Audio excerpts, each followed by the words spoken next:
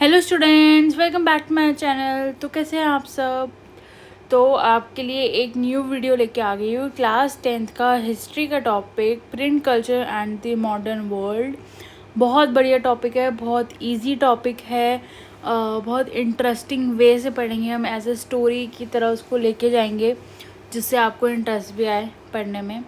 तो video start करने से पहले बता दूँ, मेरे इंस्टाग्राम का लिंक भी डिस्क्रिप्शन में, प्लस ये नोट्स भी आपको डिस्क्रिप्शन में मिल जाएंगे। और अगर आपको ऐसी डेली अपडेट्स, डेली वीडियोस के अपडेट्स चाहिए हो तो मेरा इंस्टाग्राम जाके फॉलो कर लेना। वहाँ पे ऐसे अपडेट्स वगैरह जल्दी जल्दी आते रहते हैं। तो यस, अपने चैप्टर के साथ, print culture and the modern world के साथ हम अपनी स्टार्ट करते हैं। तो अगर हम पहले बात करें, अगर जब पहले इंडिया में प्रिंट नहीं था, इंडिया में नहीं, कहीं पे भी, कोई से भी, इस पूरे चैप्टर में हम यूरोप के बारे में भी पढ़ेंगे, चाइना के बारे में पढ़ेंगे। अगर कोई सी भी कंट्री में, पूरे वर्ल्ड में प्रिंट नहीं था तो क्या था, मतलब कैसे लोग अपने व्यूज़ शेयर करते थे, क्या पढ़ते थे, फ्री टाइम में क्या करते थे। तो वो क्या था, प्रिंट नहीं था, मैगजीन्स नहीं थी, बुक्स नहीं थे, एजुकेशन थी या नहीं थी, लिटरेसी रेट बहुत कम था। लिटरेसी मतलब पढ़े लिखे लोग बहुत ज़्यादा कम थे। कहाँ पे, इंडिया में भी और यूरोप में भी, है ना। और हम इस चैप्टर में पढ़ेंगे कि कैसे प्रिंट कल्चर 3 कंट्री से, चाइना, जापान एंड कोरिया से लेकर यूरोप, इंडिया तक स्प्रेड हुआ। ठीक है, पहले कौन सी प्रिंटिंग चलती थी, बाद में कौन सी प्रिंटिंग आई। ठीक है, इंडिया में प्रिंटिंग कैसे आई, कौन लेके आया, और कैसे कैसे प्रेस बनाई गई, किसने सबसे पहली बार प्रेस इन्वेंट करी। हम ये सारा इस चैप्टर में पढ़ेंगे, print culture and the modern world. तो let's start with the first topic. तो जो फर्स्ट प्रिंटेड बुक थी वो कहाँ पे, ये टॉपिक है। तो जो प्रिंट टेक्नोलॉजी थी वो सबसे पहले कहाँ पे आई थी, चाइना में, जापान में एंड कोरिया में। कौन सी प्रिंटिंग थी, हैंड प्रिंटिंग थी वहाँ पे। ठीक है, अगर हम चाइना की बात करें तो 594 AD के दौरान वहाँ पे चाइना बुक्स में क्या था, जैसे प्रिंट करे जाते थे बुक्स वगैरह, कैसे पेपर पे इंक को ऐसे लगा देते थे। ठीक है, वुड ब्लॉट्स होते हैं ना, जैसे आजकल हम मेहंदी में भी देखते हैं, मेहंदी में ऐसे वुड वाला वो होता है उनका फ्रेम, उस पे इंक होती है और फिर वो हाथ पे छाप देते हैं। वैसे ही चाइना में बुक्स वैसे प्रिंट होती थी। लेकिन क्या था, जो पेपर था वो बहुत पतला हुआ करता था उस टाइम में। ठीक है, तो इंक छप जाती थी दूसरे पेपर पे, जैसे ये पेपर है तो इसके बैक साइड जो है वो इंक छप जाती थी, जो कि सही नहीं था।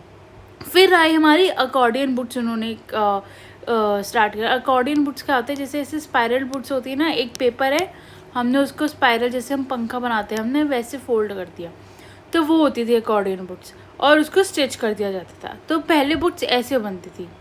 ठीक है, तो वहाँ पे जो रूलर्स थे या फिर ब्यूरोक्रेटिक सिस्टम था, उधर उनको अगर ज्वाइन करना होता था सर्विसेज प्रोवाइड करने के लिए, तो वहाँ पे एक एग्ज़ाम होता था सिविल सर्विसेज का। ठीक है, जिससे क्लियर करके वो अपना रिक्रूटमेंट होती थी वहाँ पे। तो उनको क्या चाहिए था, बहुत सारी टेक्स्ट बुक्स चाहिए थी चाइना में, है ना। अब कितनी बार वो ऐसे ये सब प्रिंट करके बहुत टाइम लगता था। तो प्रिंट कल्चर एक्सपेंड होना चालू हुआ कब, जब अर्बन कल्चर स्प्रेड होना चालू हुआ। ठीक है, रीडिंग जो था एक लीजर एक्टिविटी बन गई। लीजर एक्टिविटी मतलब फ्री टाइम एक्टिविटी। आजकल हम फ्री टाइम में क्या करते हैं, अपना मोबाइल देखते हैं। पहले के टाइम पे बुक्स रीड करना चालू हो गया था। ठीक है, तो जो न्यू रीडर्स आए थे उन्होंने क्या प्रेफर करा था, fictional narratives, poetry, autobiography, plays वगैरह, ये सब वो पढ़ते थे। ठीक है, जो रिच वुमेन थी उन्होंने पढ़ना भी चालू करा और पब्लिश करना भी चालू करा, क्या, पोइट्रीज और प्लेज। ठीक है, तो जो वेस्टर्न प्रिंटिंग टेक्निक्स थी और मैकेनिकल प्रेस थी वो इंपोर्ट होने लगी चाइना में, मतलब बाहर से देश से चाइना में इंपोर्ट होना चालू हुई। तो जो शंघाई है वो हब बन गया था न्यू प्रिंट कल्चर का। वहाँ पे जो बुक्स है वो प्रोवाइड करी जाती थी, वेस्टर्न स्टाइल बुक्स। ठीक है, तो ऐसे ही यहीं से हैंड प्रिंटिंग से मैकेनिकल प्रिंटिंग में शिफ्ट होना चालू कर गया। ठीक है, अगर हम प्रिंट इन जापान की बात करें, अब जापान में कैसे आई, तो जो बुद्धिस्ट मिशनरीज थे चाइना वाले, वो हैंड प्रिंटिंग टेक्नोलॉजी किधर लेके गए, सारे आइडियाज़ वगैरह किधर लेके गए, जापान में लेके गए। ठीक है, वहाँ पे जापान में लेके गए, उन्होंने समझा जापान वालों ने, उन्होंने भी प्रिंट करना चालू कर दिया। और जो ओल्डेस्ट जापानीज बुक थी उसका नाम क्या था, बुद्धिस्ट डायमंड सूत्रा, जो कि 868 AD में प्रिंट थी। 6 शीट्स थी, 6 पेजेस थे, और उसमें वुड कट इलस्ट्रेशंस भी था, उसमें इमेजेस थी, सब था उसमें। ठीक है, अगर हम मिडीवल जापान की बात करें तो जो पोएट्स थे और जो प्रोट्स थे वो रेगुलरली लिखना चालू कर दिया था। ठीक है, बुक्स वगैरह वो बहुत सस्ती हो गई थी उस टाइम पे। तो 18th सेंचुरी के दौरान पे देखें तो विजुअल मटेरियल पॉपुलर हो गया था। विजुअल मटेरियल मतलब पेंटिंग्स वगैरह पॉपुलर हो गई थी। ठीक है, एडो जो कि आज का टोक्यो है, illustrated paintings that showed urban culture, artist, tea house gatherings वगैरह, ये सब वहाँ पे जो इलस्ट्रेटेड पेंटिंग्स हैं वहाँ पे उसने क्या दिखाया, अर्बन कल्चर दिखाया, आर्टिस्ट का दिखाया, टी हाउस गैदरिंग्स दिखाई, ये सब दिखाया। अब प्रिंट यूरोप में कैसे गई। ठीक है, जैसे एक सिल्क रूट होता था, है ना, जहाँ से स्पाइसेस वगैरह ये जो है वो एक्सपोर्ट होती थी चाइना से, वैसे ही उसी दौरान ही पेपर भी एक्सपोर्ट होना चालू हुआ सिल्क रूट से। ठीक है, 1295 में जो मार्को पोलो थे, ये इटालियन एक्सप्लोरर है, जो कि कहाँ गए थे, चाइना गए थे। वहाँ से सारी जो भी टेक्नोलॉजी थी वुड ब्लॉक प्रिंटिंग की, सारी टेक्नोलॉजी की सारी इन्फॉर्मेशन लेके वापसी यूरोप आए। ठीक है, तो वहाँ पे क्या था कि इटालियंस ने क्या स्टार्ट कर दिया, वुड ब्लॉक प्रिंटिंग चालू कर दिया। लेकिन जो अमीर लोग थे वहाँ पे, जो रिच लोग थे, उन्होंने क्या करा, उन्होंने बोला भाई मैं ये बुक्स नहीं खरीदूँगा, ये बहुत सस्ती है, ये मेरे लेवल की नहीं है, ये मेरे स्टैंडर्ड की नहीं है। तो उन्होंने क्या डिमांड करा, हैंड प्रिंटिंग डिमांड करी। किसका, वेलम। वेलम क्या है, वेलम एक पेपर है जो कि एनिमल स्किन से बनता है। ठीक है, तो उन्होंने वो करा। और जो पुअर लोग थे वो क्या थे, खुश थे वो चीप बुक्स लेने में। ठीक है, जो स्कूल्स में पढ़ने जाते थे वो खुश थे ये सब बुक्स लेने में, तो उन्होंने वो बुक्स लेना चालू कर दिया। ठीक है, तो ऐसे ऐसे धीरे धीरे करके डिमांड्स इंक्रीज़ हो गई बुक्स की। बुक स्कैलर्स ने क्या करा, अपॉइंट करे स्क्राइब्स। स्क्राइब्स क्या होते हैं, जो कि जैसे हैंड रिटन चीज़ होती है तो उसको कॉपी पेस्ट करते हैं दूसरी लिखने के लिए। ठीक है, जैसे तुम अपना बुक का मान लो एक आंसर कॉपी करो अपनी नोटबुक में, है ना, वैसे स्क्राइब्स होते हैं वो। ठीक है, उन्होंने बुक फेयर्स लगाने चालू कर दिए। ठीक है, तो जो प्रोडक्शन था हैंड रिटन मैन्यूस्क्रिप्ट्स का वो इंक्रीज़ हो गया, लेकिन डिमांड को नहीं रीच कर पाया। क्यों, क्योंकि वो बहुत ज़्यादा एक्सपेंसिव था, उसमें बहुत ज़्यादा लेबर चाहिए थी और बहुत ज़्यादा टाइम कंज्यूमिंग भी था। तो क्या हुआ, अर्ली 15th सेंचुरी में जो वुड ब्लॉक प्रिंटिंग है वो पॉपुलर हो गया यूरोप में। ठीक है, वुड ब्लॉक प्रिंटिंग में क्या प्रिंट होते थे, textiles, playing cards, religious pictures, जिसमें छोटे छोटे ऐसे टेक्स्ट भी लिखे हुए होते थे। ठीक है, तो लेकिन उनको फिर भी एक ऐसा लग रहा था कि यार एक न्यू प्रिंटिंग टेक्नोलॉजी चाहिए, इससे भी बहुत वो बहुत फैला फैला सा लग रहा है। ठीक है, तो अब आए हमारे गुटेनबर्ग, जॉन्स गुटेनबर्ग, जो कि जर्मन मर्चेंट के बेटे हैं। उनको नॉलेज थी किस चीज़ की, वाइन और ऑलिव प्रेस में। ठीक है, ये हमारे गुटेनबर्ग जी है और ये प्रिंटिंग प्रेस है उनकी, मतलब उनकी नहीं है, मैंने एक ऐसे फ़ोटो लगा दी है। ठीक है, तो उनको नॉलेज थी ये वाइन और ऑलिव प्रेस की, क्योंकि उनका एक बहुत बड़ा वो था, खेत टाइप था जहाँ पे वो काम करते थे। ठीक है, तो उनको नॉलेज थी वाइन और ऑलिव की। तो उन होस्ट ने, और वो एक मास्टर भी थे किसमें, गोल्ड स्मिथ में, मोल्ड्स वगैरह बनाने में गोल्ड से।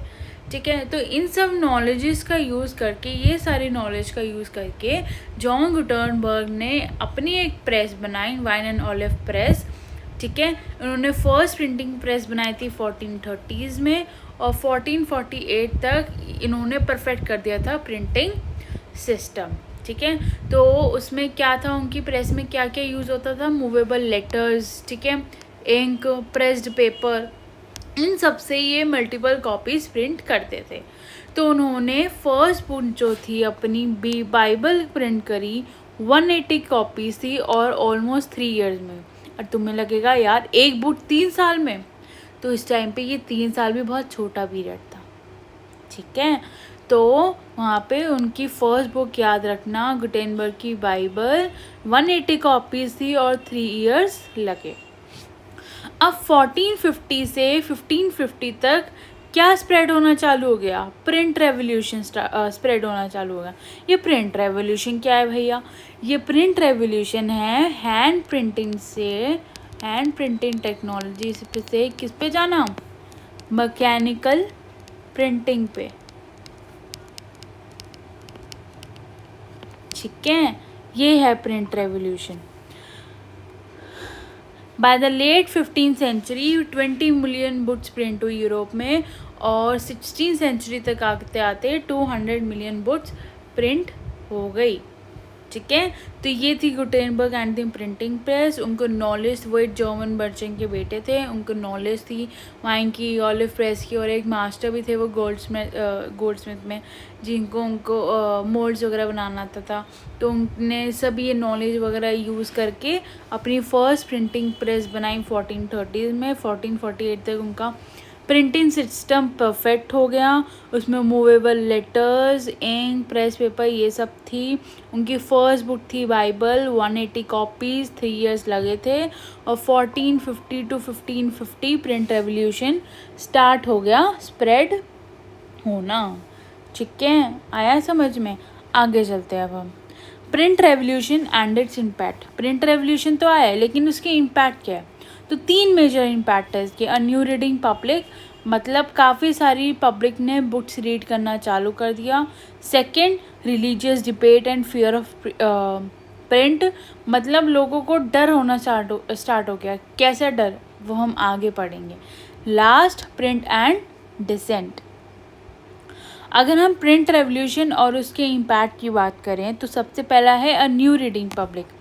जब प्रिंटिंग प्रेस का इन्वेंशन हुआ तो काफ़ी सारे लोगों ने क्या कर दिया? प्रिंट रीड करना चालू कर दिया। क्यों? क्योंकि जो कॉस्ट थी बुक्स की वो बहुत चीप थी, सस्ती थी बुक्स, ठीक है।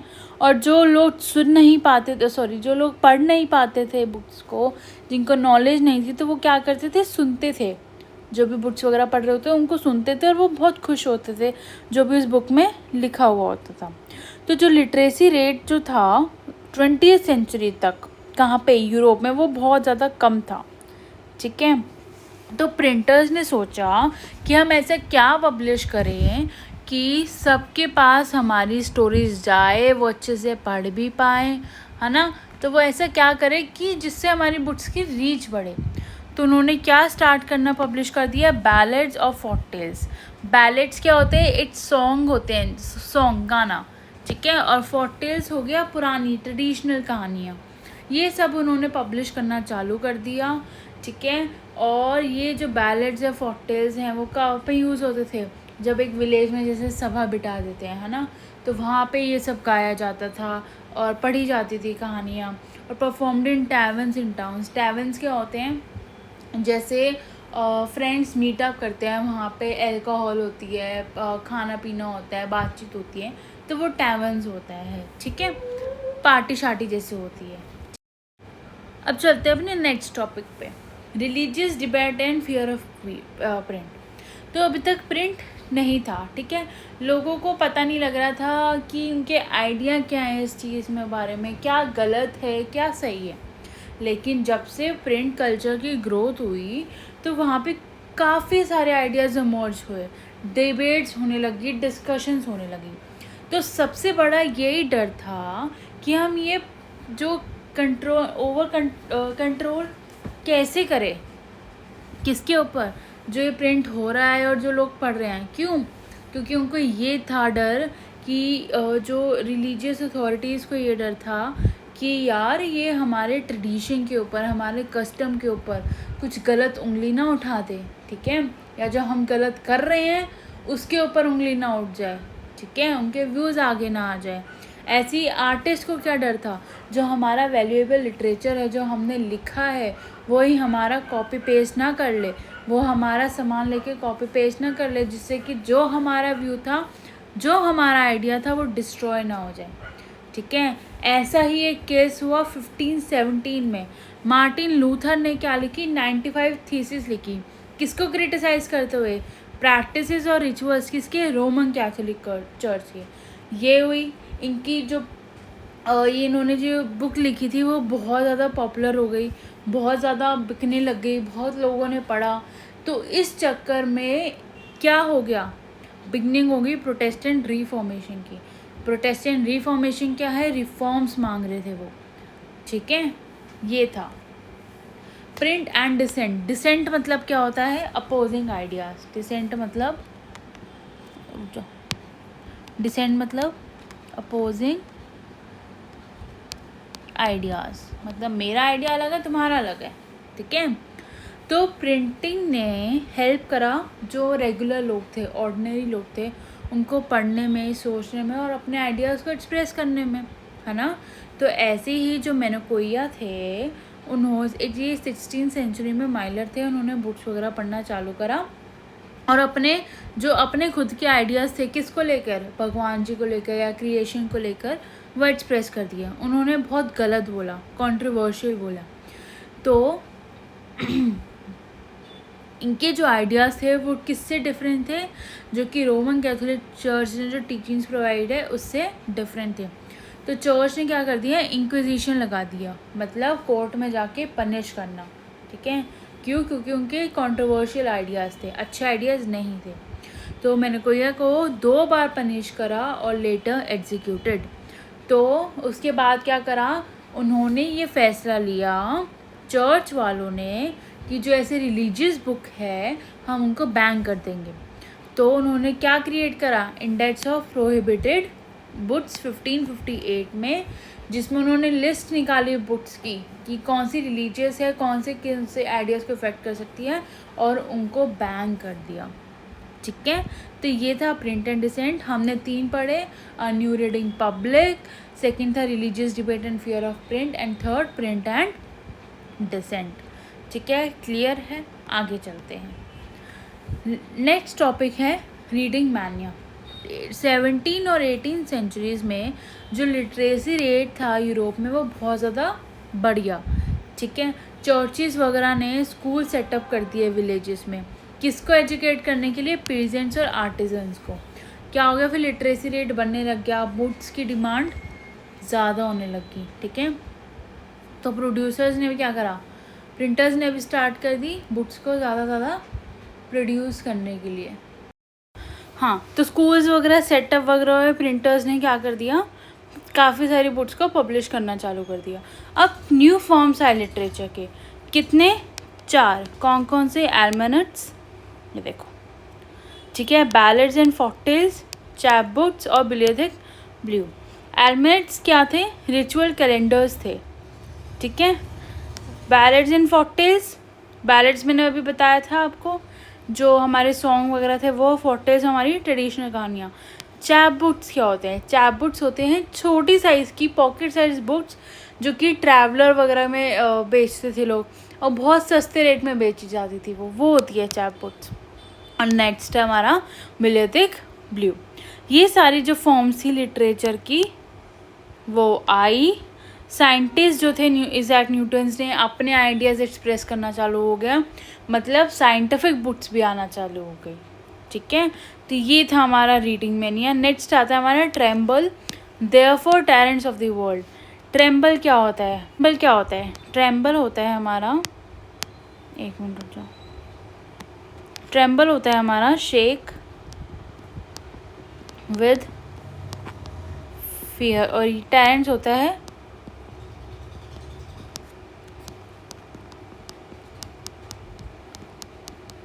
तो ये टॉपिक बता रहा है किससे डरो, जो कि गंदे लोग हैं हमारे वर्ल्ड में।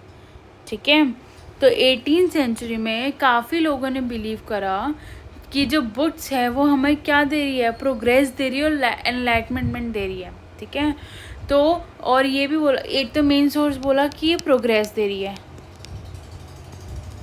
ठीक है, दूसरी चीज़ क्या थी, एनलाइटमेंट, मतलब नॉलेज बढ़ा रही है। ठीक है।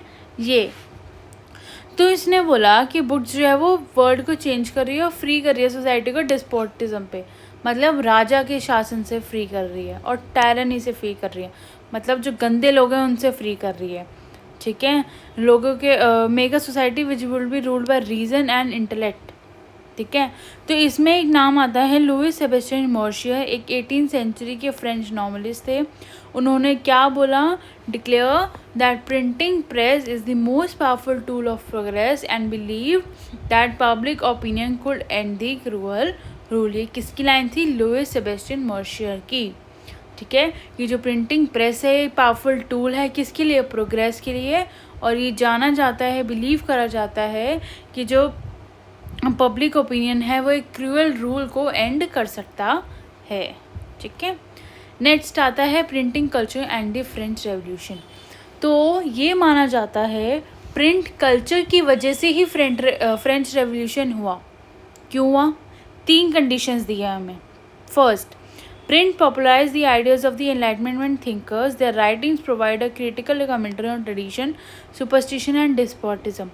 तो जो बुक्स लिख रहे थे, जो समझदार लोग थे जो बुक्स लिख रहे थे, ठीक है, उन्होंने क्या करना चालू करा, एक क्रिटिकल कमेंट्री करी, किस पे, ट्रेडिशन पे हो गया, सुपरस्टिशन पे हो गया, डिस्पोटिज्म पे हो गया। तो ये सब लोगों के मन में पढ़ने लग गए, लोगों के मन में आइडियाज़ आने लग गए, इसलिए फ्रेंच रेवोल्यूशन हो गया। फर्स्ट रीज़न ये दिया।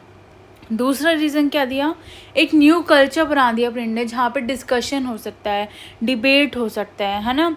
तो जो all values, norms and institutions were reevaluated and discuss by the public, कि ये भाई ढंग से चलने चाहिए, ये बोला गया। इस चक्कर में बोला कि भाई फ्रेंच रेवोल्यूशन हो गया। थर्ड, जो पीपल थे वहाँ पे, वो किसको मोक करना चालू कर दिया, किसको, रॉयल्टी को, मतलब उनके हायर क्लास को, रिच पीपल को, कैसे, कार्टून्स के थ्रू, कैरिकेचर्स के थ्रू, जो कि उनको गलत लगा, जो कि फिर वही गुस्सा आया, इन सब के चक्कर में हो गया। तो print help the spread of ideas of great thinkers and also spread anti monarchial ideas, while the monarchy and church are also used to print for propaganda। अब आते हैं हमारे 19th सेंचुरी पे। 19th सेंचुरी तक आते आते जो literacy rate था यूरोप में वो बढ़ गया, ठीक है। Large number of new readers आए। कौन कौन, चिल्ड्रन, वुमेन, वर्कर्स। कैसे, चिल्ड्रन पे आते हैं सबसे पहले। जो चिल्ड्रन थी उनके लिए प्राइमरी एजुकेशन जो थी यूरोप में वो कंपल्सरी कर दी थी, ठीक है। क्या, चिल्ड्रन के लिए जो प्राइमरी एजुकेशन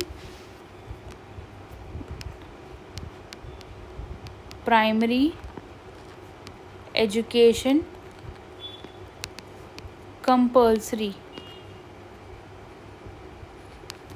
ठीक है, कंपल्सरी कर दी वहाँ पे। अब क्या चाहिए, स्कूल टेक्स्ट बुक्स चाहिए भाई, ठीक है। तो बच्चों के लिए स्पेशली, ठीक है, क्या करी गई, प्रिंटिंग प्रेस सेटअप करी गई। कहाँ पे, फ्रांस में 1857 में, जो कि क्या पब्लिश करता है, फेरी टेल्स को, और फेरी टेल्स को, फोर्ट टेल्स को पब्लिश करता है, ठीक है। तो क्या, प्राइमरी एजुकेशन इंपॉर्टेंट कर दी। सेकंड पॉइंट, चिल्ड्रन के लिए प्रिंटिंग प्रेस सेटअप कर दी गई फ्रांस में 1857 में, जो कि ओल्ड फेरी टेल्स को दर्शाता है और फोर्ट टेल्स को, ठीक है। फिर हमारे यहाँ ग्रिम ब्रदर्स, ये ट्विन ब्रदर्स थे जर्मनी में। उन्होंने काफ़ी साल स्पेंड करे क्या, फोर्ट टेल स्टोरीज़ को गैदर करने के लिए। किससे, पीजेंट्स वगैरह से। उन्होंने वो सब गैदर करा, उन्होंने पब्लिश करा, लेकिन जो अनसूटेबल मैटर था चिल्ड्रन के लिए, जो उनको वल्गर था या जो चिल्ड्रन के लिए नहीं था, उसको उन्होंने पब्लिश नहीं करा, ठीक है। तो ये था चिल्ड्रन में ऐसे स्प्रेड हुआ प्रिंटिंग कल्चर। सेकंड, वुमेन में कैसे हुआ, तो वुमेन क्या थी, रीडर्स भी थी, मतलब बुक्स को पढ़ती भी थी और लिखती भी थी, ठीक है। पेनी मैगजीन्स, ठीक है, जो कि वुमेन के लिए ही बनी थी, जो कि क्या दर्शाती है कि प्रॉपर बिहेवियर क्या करना चाहिए वुमेन को, ठीक है, हाउस कीपिंग कैसे होती है, वो सब इन मैगजीन्स में इंक्लूडेड था। तो जो some of the best women novelist इसमें लिखा हुआ है, Jane Austen, Bronte sisters and George Eliot, ठीक है। ये जो राइटिंग्स हैं वो हमें क्या दर्शाती है कि जो एक वुमेन है उसकी एक स्ट्रेंथ है, डिटर्मिनेशन है एंड पावर टू थिंक, सोचने की क्षमता है। वर्कर्स पे आते हैं। वर्कर्स क्या करते थे, बुक्स जो थे वो लेंड करते थे लाइब्रेरी से। लेंड करते थे मतलब उधार पे लेते थे बुक्स, ठीक है। वो हेल्प करते थे एजुकेट करने के लिए वर्कर्स को, आर्टिजन्स को, ऑफिस वर्कर्स को, लोअर मिडिल क्लास को। तो वर्कर्स जो थे अपने आप सेल्फ एजुकेटेड हो गए, अपने आप नॉलेज उन्होंने गेन कर ली, ठीक है। तो वर्कर क्लास ने क्या करा, अपने ऊपर ही लिखना स्टार्ट कर दिया, अपने लिए लिखना स्टार्ट कर दिया। उन्होंने पॉलिटिकल ट्रैक्ट्स लिखे और ऑटोबायोग्राफीज लिखी बहुत सारी, ठीक है। तो ये था हमारा वर्कर्स का। आगे बात समझ में। अगर हम फर्दर इनोवेशंस की बात करें तो सबसे पहले हमने कौन सी प्रेस पढ़ी थी, वाइन वाली press, olive and wine press. किसकी बताओ जल्दी, गुटेनबर्ग की, है ना।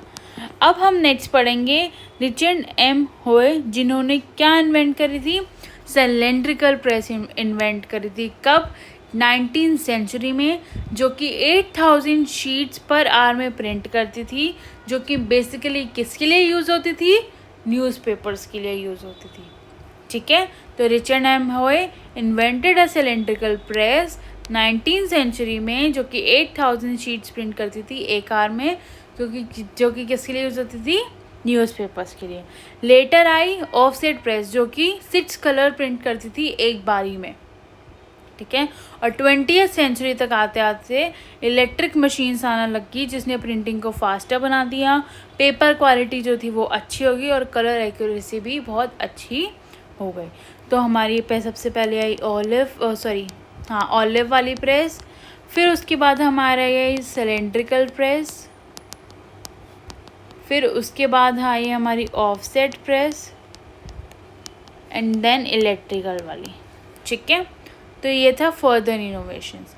अब हम पढ़ेंगे कि इंडिया में प्रिंटिंग कैसे आई, ठीक। तो इंडिया में क्या था, पहले जो मैन्युस्क्रिप्ट्स चलती थी, मैन्युस्क्रिप्ट्स क्या होती है, ये हाथों से लिखी जाती है। कौन कौन सी लैंग्वेजेस में, संस्कृत में, अरेबिक में और पर्शियन में, और काफ़ी सारी वर्नाकुलर लैंग्वेजेस में भी मैन्युस्क्रिप्ट्स लिखी जाती थी, ठीक है। तो ये जो मैन्युस्क्रिप्ट्स है वो पाम लीव्स पर लिखी जाती थी या फिर एक हैंडमेड पेपर पर लिखी जाती थी, ठीक है। तब उसको कवर मतलब उसको बाइंड कैसे करते थे, या तो कोई भी वुडन कवर जो था, है ना, उससे उन बुक्स को प्रेस कर दिया जाता था, या फिर उनको सील दिया जाता था। थ्रेड से जो उनके कॉर्नर्स थे उनको सील दिया जाता था, पेजेस को सील दिया जाता था, ठीक है, जिससे कि उनके बुक्स कोई ख़राब ना हो, डैमेज ना हो, ठीक है। लेकिन कुछ लिमिटेशंस थी मैन्युस्क्रिप्ट्स की। क्या थी भाई, वो हाईली एक्सपेंसिबल थी और फ्रेजाइल थी, मतलब बहुत ज़्यादा महंगी थी वो, ठीक है। दूसरा, जैसे हमारी मतलब स्क्रिप्ट्स है, हमारी एक हैंड राइटिंग है वो अलग अलग है, तो ऐसे ही मैन्युस्क्रिप्ट्स भी डिफरेंट स्टाइल्स में लिखे जाते थे, जो कि समझना बहुत मुश्किल हो जाता था। तो इसलिए मैन्युस्क्रिप्ट जो था वो धीरे धीरे करके दिक्कतें लेने लग गया। और फिर आया प्रिंट इंडिया में। कैसे, जो फर्स्ट प्रिंटिंग प्रेस है वो गोवा में आई। कौन लाए, पोर्चुगीज़ मिशनरीज लाए मिड 16th सेंचुरी में, ठीक है। उसके बाद आए हमारे जीसस प्रीस्ट, जिन्होंने कोंकणी, एक लैंग्वेज है ये, कोंकणी लैंग्वेज लर्न करी और काफ़ी सारी बुक्स प्रिंट करी। 50 बुक्स प्रिंट करी थी उन्होंने कोंकणी और कनारा लैंग्वेजेस में 1674 तक, ठीक है। तो सबसे पहले प्रिंटिंग प्रेस कहाँ पे, गोवा में आई, पोर्चुगीज़ मिशनरीज लाए, ठीक है। उसके बाद जीसस प्रीस्ट जो थे उन्होंने कोंकणी लैंग्वेज प्रिंट करी और 50 बुक्स प्रिंट करी उन्होंने कोंकणी और कनारा लैंग्वेजेस में बाय द 1674। उसके बाद 1579 में जो कैथोलिक प्रीस्ट थे उन्होंने अपनी फर्स्ट तमिल बुक लिखी, कहाँ पे, कोचिन में, और फर्स्ट मलयालम बुक लिखी इन्होंने 1713 में। तो 1579 में फर्स्ट तमिल बुक लिखी कोचिन में, किसने, कैथोलिक प्रीस्ट ने, और फर्स्ट मलयालम बुक 1713,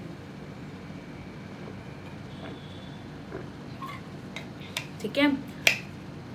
1710 तक जो डच प्रोटेस्टेंट मिशनरीज थे उन्होंने 32 तमिल बुक्स को प्रिंट कर दिया था, ठीक है।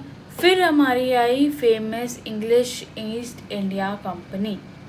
उन्होंने क्या करा, ये जो प्रिंटिंग प्रेस थी वो इंपोर्ट करना चालू कर दिया, मतलब बाहर के देशों से इंडिया में मंगवाना चालू कर दिया 17वीं सेंचुरी, लेट 17वीं सेंचुरी में। तो 1780 में क्या हुआ, बंगाल गज़ेट एक इंग्लिश न्यूज़पेपर था जिसने किसने लिखा था, जेम्स ऑगस्टस हिके ने लिखा था।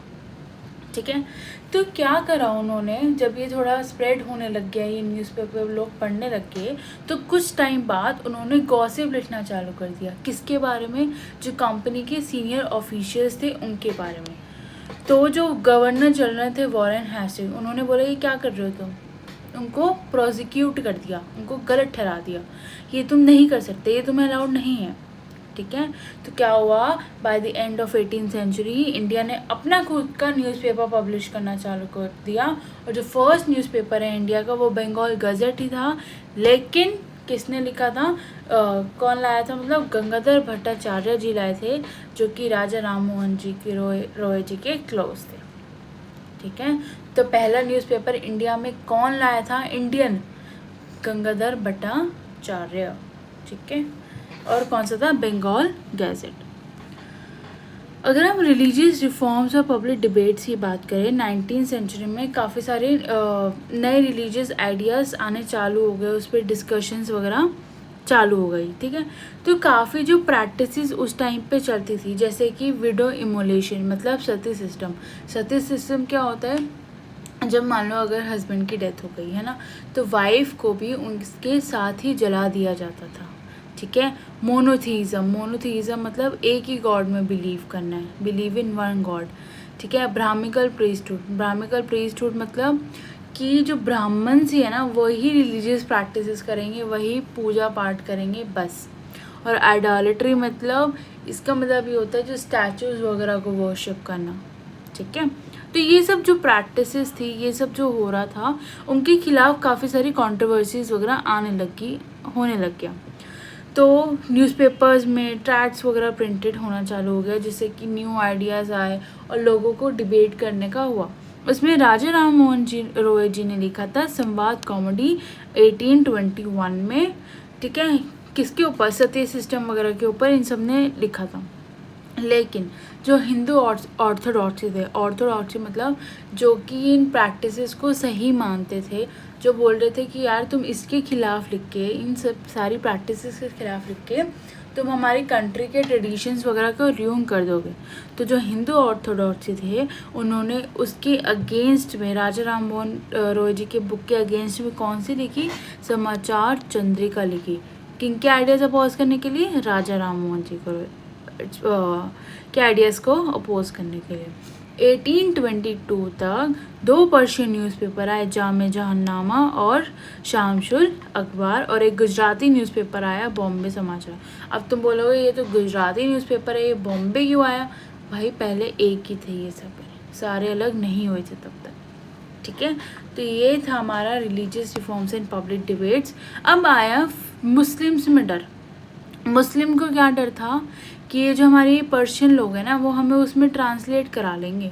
ठीक है, उनको ये डर लगने लग गया मुस्लिम वालों को। ठीक है, क्रिश्चियनिटी राइज हो रही थी, तो उनको ये डर था कि भाई अगर हम ये सब चीज़ें बढ़ रही है तो वो हमें फोर्स करेंगे, तुम इसमें तुम इसमें अपना रिलीजन चेंज कर जाओ। तो उन्होंने क्या करा, वो चालू कर दिया, मुस्लिम पर्सनल लॉज आने लग गए। ठीक है, एक फतवाज पब्लिश हुई। फतवाज क्या है, जिसमें इस्लामिक डॉक्टरी मतलब इस्लामिक प्रैक्टिसेस के बारे में लिखा है। ठीक है, तो देवबंद सेमिनरी फतवा विच पब्लिश थाउजेंड्स ऑफ फतवाज guiding Muslims in everyday life, कि कैसे उनको बिहेव करना है ना, नमाज कैसे पढ़नी है, कब पढ़नी है, ये सब बताने लग गए उसमें। और मीनिंग ऑफ इस्लामिक डॉक्ट्रिन्स, ये सब आने लग गया, तो इसलिए मुस्लिम कम्युनिटी भी वहाँ पे ग्रो हो गई। अब हिंदूज़ में कैसे आया, तो print encourage the reading of religious text. जो प्रिंट ने एंकरेज क्या करा, काफ़ी सारे लोग जो थे रिलीजियस टेक्स्ट जो है वो पढ़ने लग गए, वर्नाकुलर मतलब लोकल लैंग्वेजेस में। तो जो फर्स्ट प्रिंटेड एडिशन था रामचरितमानस का, वो कोलकाता में आया 1810 में। मिड 19th सेंचुरी तक काफ़ी सारे चीप लिथोग्राफी एडिशंस बहुत सारी आने लग गई मार्केट में, ठीक है। जैसे कि नवल कृष्ण प्रेस आई लखनऊ में और श्री वेंकटेश्वर प्रेस आई बॉम्बे ने, जिसने काफ़ी सारे रिलीजियस टेक्स्ट को पब्लिश करा काफ़ी सारी लैंग्वेजेस में फ्रॉम दी 1880s, ठीक है। तो हिंदू में क्या हुआ, काफ़ी सारी लैंग्वेजेस में प्रिंटिंग चालू होगी। फर्स्ट प्रिंटिंग एडिशन था रामचरितमानस, जो कि कोलकाता में 1810 में आया। और उसके बाद काफ़ी सारी और बुक्स आ गई। नवल किशोर प्रेस लखनऊ में और श्री वेंकटेश्वर प्रेस बॉम्बे में पब्लिश हुई, जिसमें काफ़ी सारी रिलीजियस टेक्स्ट जो है वो वर्नाकुलर लैंग्वेजेस में लिखे जाते थे, ठीक है। नेक्स्ट आया न्यू फॉर्म्स ऑफ पब्लिकेशन। तो प्रिंटिंग ने क्या करा, नॉवल की डिमांड इंक्रीज़ कर दी, पोएम, शॉर्ट स्टोरीज, एसेज, उन सब की डिमांड इंक्रीज़ हो गई कि हमें ये सब भी पढ़ना है ना। तो by the late 19th centuries painters, तो पेंटर्स आए, विजुअली वो हुआ, पेंटिंग हुई, राजा राम रवि वर्मा, ठीक है। उन्होंने पेंटिंग्स बनाई, ठीक है, जो कि पब्लिक में भी शेयर थी। चीप प्रिंट्स बनाए जैसे कि कैलेंडर्स और पिक्चर्स, ठीक है। रिलीजियस कैलेंडर्स बनाए, ठीक है, और जिससे कि और रिलीजियस कैलेंडर्स बनाए और ऐसी चीज़ें बनाई जिससे कि जो पुअर लोग हैं वो मार्केट में जाके ख़रीद के वो अपनी वॉल को डेकोरेट कर सकते हैं, ठीक है। तो ये सब बनाया। 1870s तक newspapers and journal started publishing cartoons, some criticising western culture while other expect concerns और सोशल चेंजेस। तो काफ़ी सारी ये सब चीज़ें होने लगी थी, ठीक है। वुमेन इन प्रिंट, तो जो liberal husband and fathers began educating their women folk at home and send them to school. क्या होता है, लिबरल हस्बैंड्स मतलब जिनकी सोच जो है वो खुले हैं, मतलब उनकी वो सोचा है कि तुम्हें जो करना है तुम वो करो। ऐसे ही हस्बैंड्स और जो फादर्स थे उन्होंने अपनी वाइफ को या अपनी बेटी को पढ़ाने के लिए कह रहे, अगर तुम्हें स्कूल जाना हो तो स्कूल चले जाओ, तुम्हें घर पे पढ़ना हो पढ़ लो, ठीक है। लेकिन कुछ वुमेन थी जिसको घर पे पढ़ना अलाउड नहीं था, जैसे कंजर्वेटिव फैमिलीज में अलाउड नहीं था। तो जो कंजर्वेटिव हिंदूज थे अगर वो बोलते थे अगर जो वुमेन पढ़ने लग जाएगी तो वो विधवा हो जाएगी, विडो हो जाएगी। और ऐसे ही मुस्लिम्स का डर था कि अगर लड़कियां बढ़ने लगी तो उर्दू रोमांसेस वगैरह पढ़ के उनका दिमाग ख़राब हो जाएगा, है ना। तो ये सब ऐसे आइडियाज़ आने लगे थे उस टाइम पे। तो काफ़ी सारी बुक्स वगैरह, काफ़ी सारे फेमिनिस्ट आए, जिसमें से एक थी यशोधरा देवी। ये ईस्ट बंगाल में एक यंग मैरिड गर्ल थी, ऑर्थोडॉक्स फैमिली थे। तो उन्होंने जो अपनी पढ़ाई वगैरह थी वो किचन में अपनी सीक्रेट प्लेस पे जाके उन्होंने पढ़ा, ठीक है। उसके बाद उन्होंने एक अपनी ऑटोबायोग्राफी भी लिखी, अमर जीवन, ठीक है, जो कि 1876 में पब्लिश हुई बंगाली लैंग्वेज में। ये सब बहुत इम्पोर्टेंट टॉपिक है, ध्यान से सुनना, ठीक है। तो राशुचंद्री देवी ने ईस्ट बंगाल में यंग मैरिड गर्ल थी, ऑर्थोडॉक्स फैमिली से बिलोंग करती थी। तो उन्होंने अपनी पढ़ाई कहाँ करी, किचन में करी, अपनी सीक्रेट जगह पे करी। उन्होंने अपनी एक ऑटोबायोग्राफी कौन सी लिखी, अमर जीवन, कौन सी लैंग्वेज में, बंगाली लैंग्वेज में। कब लिखी, 1876 में, ठीक है। नेक्स्ट आई कैलाशा भाषिनी देवी। इन्होंने क्या करा, जो एक्सपीरियंसेस थे वुमेन पे, कैसे एक्सपीरियंसेस पे कि कैसे उनको घर में कैद करके रखा जाता है, कैसे उनको इग्नोर करा जाता है, कैसे उनको प्रेशर करा जाता है तुम घर के काम करो, ये सब, और उनको अच्छे से ट्रीट नहीं करा जाता। ये सब उन्होंने उस अपने हाईलाइट करा उन्होंने अपने बुक्स में। ताराबाई शिंदे और पंडिता रामाबाई, 1818 बुक्स में जो वुमेन राइटर्स थी, ताराबाई शिंदे और पंडिता रामाबाई दोनों महाराष्ट्र थी। उन्होंने किस बारे में लिखा, जो अपर कास्ट हिंदू वुमेन थी, स्पेशली विडोज़, उनके बारे में लिखा कि वो कैसे डिफ़िकल्टीज फेस कर रहे, ये सब लिखा उन्होंने। और बेगम रोकेया शेखावत हुसैन ने, ये फेमस एजुकेशनिस्ट थी और लिटरेरी फिगर थी, ठीक है। उन्होंने डिसअप्रूव करा of man for withholding education for women in the name of religion, कि भाई वुमेन से एजुकेशन का राइट क्यों छीनना in the name of the religion, ये सब, ठीक है। तो इम्पॉर्टेंट टॉपिक है ये वुमेन एंड प्रिंट, अच्छे से पढ़ लेना, इसमें ये सब लिख के आना पेपर में अच्छे से। नेक्स्ट है print and the poor people. 19th century में क्या हुआ, 19th सेंचुरी में जो टाउन्स है जैसे कि मद्रास, वहाँ पे स्मॉल बुक्स, सस्ती बुक्स जो है वो मार्केट में लाई गई और रोड्स वगैरह में बेची गई, जिससे कि जो पुअर लोग हैं वो भी खरीद पाए। पब्लिक लाइब्रेरी सेट हो गए 20th सेंचुरी में सिटीज़ में, टाउन्स में, जहाँ पे फिर वहाँ पे वो लोग जा के पढ़ सकें। लेट 19th सेंचुरी में क्या हुआ, कास्ट डिस्क्रिमिनेशन का इशू चालू हो गया, काफ़ी सारी बुक्स रीड वगैरह करके उनके दिमाग में हो गया। तो काफ़ी रिफॉर्मर्स थे, उनके वर्क हैं जैसे कि ज्योतिबा फुले, उन्होंने गुलामगिरी लिखी थी 1871 में, और जो भी इनजस्टिस हो रहा था कास्ट सिस्टम को लेके उन्होंने वो लिखा था उसमें, ठीक है। B.R. अम्बेडकर और E.V.